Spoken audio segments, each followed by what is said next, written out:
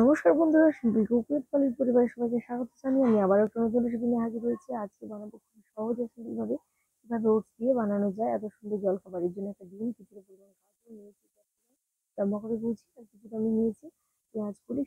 থাকলে নেবে, না হয় যদি না থাকে তাহলে কিন্তু নেওয়ার দরকার নেই। আর নিয়েছি এখানে হচ্ছে লঙ্কা কুচি, সাথে এখানে লবণ ব্যবহার করতে প্রথমে আমি 2 বাটি হচ্ছে এখানে ওটস নিয়ে নিচ্ছি। সাথে এখানে বলে দিই সবটা আমি এখানে দিয়ে দিচ্ছি। তার সাথে ডিমটা ভেঙে দেবো আর দেবো সামান্য লবণ, স্বাদ মতো লবণ। আমি এখানে একটু সমস্যার কারণে সেটা দেখাতে পারিনি, তো আমি ভালো করে মিশিয়ে নিচ্ছি। এই যে ডিমটা ভাঙা হয়ে গেছিল, আর এইবার এখানে দিয়ে দেবো দুধ। তো এখানে হচ্ছে পরিমাণ বুঝে দুধ দিতে হবে। প্রথমে আমি 1 বাটি দুধ দিয়ে দিলাম। এখানে 2 বাটি টোটালে দুধ ব্যবহার করা হয়েছে। তো প্রথমে একটু মিশিয়ে নেওয়ার পর আমি আমার বাকি দুধ দিয়ে দিচ্ছি। মানে 2 বাটি থেকে সামান্য কম নিয়েছি। প্রথমে যেটা করতে হবে, একটু এটাকে মিশিয়ে নিয়ে রেখে দিতে হবে, তাতে করে ভালো করে দুধটা টেনে নেবে আর বেশ নরম হবে। এখানে সামান্য লবণ দিয়েছি, যেটা আমি দেখানো হয়নি। তো যাই হোক, আমি কিছুক্ষণ ঢাকা দিয়ে রেখে দিয়ে 5 মিনিট পর ফিরে আসছি। আর বেশ সুন্দরভাবে কিন্তু দুধটা টেনে নিয়েছে। এবার খুব ভালো করে একটু আবারও মিশিয়ে নিচ্ছি। যদি মনে হয় ঘন হয়ে গেছে, এখানে আর একটু দুধটা ব্যবহার করতেই পারেন, কোনো সমস্যা নেই। এবার চলে যাবো পরের ধাপে। তাও আমি আগে থেকে গরম করতে দিয়েছি প্রথম, তাই জন্য সামান্য একটু তেলটা বেশি দিয়েছি। প্রথমবার একটু তেল বেশি লাগে, পরেরগুলো কিন্তু সামান্য তেলেই হয়ে যায়।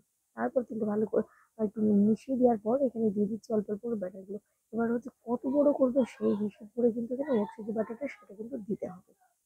আমি একটু দেওয়ার পর 2 মিনিটের জন্য অপেক্ষা করবো। খুব সুন্দরভাবে ছেড়ে যাবে, এতটা সহজ আর এত সুন্দর, খেতে কিন্তু ভীষণই ভালো। আবার এদিকে কিন্তু হেলদি। ওপরে যখন শুকিয়ে যাবে তখন আমি এখানে তেলটা একটু দিয়ে নিলাম সামান্য। যদি মনে করবে দেবে না, তাহলে কিন্তু প্রয়োজন নেই। হালকা কালার চলে এসেছে, উল্টো পিঠটা একইভাবে ভেজে নেবো।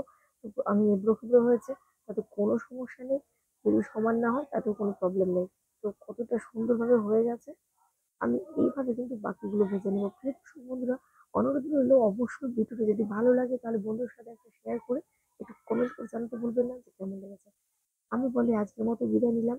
আর যারা এখনো আমার চ্যানেলটি সাবস্ক্রাইব করেননি তাদেরকে অনুরোধ করবো, প্লিজ চ্যানেলটি সাবস্ক্রাইব করে পাশে থাকা বেল আইকন প্রেস করবেন। আমি নতুন ভিডিও দিলে খুব সহজে আপনাদের কাছে পৌঁছে যাবে। এইভাবে বাকিগুলো ভেজে নিচ্ছি। চাইলে কিন্তু এটা শসার সাথে পরিবেশন করা যায়। সুন্দরভাবে হয়ে গেছে। আজকের মতো বিদায় নিলাম। সবাই ভালো থাকবেন, সুস্থ থাকবেন। দেখা হলো একটা রেসিপিতে। নমস্কার।